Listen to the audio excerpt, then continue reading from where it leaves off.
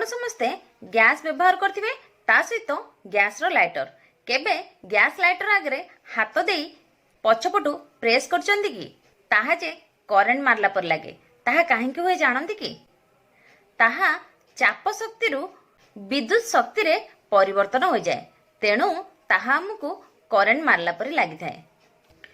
आपण समते गैस व्यवहार करती से गैस केउंथरे थाए सिलिंडर रे थाए से सिलिंडर मध्य अन्य गैस मध्य व्यवहार होता है।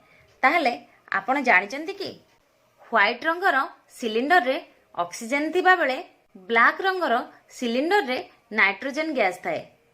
ब्लू रंगर सिलिंडर रे नाइट्रस ऑक्साइड थिला बेले रेड रंगर सिलिंडर रे एलपीजी गैस थाए जहाँ आमे रोषेई रे व्यवहार करथाउ।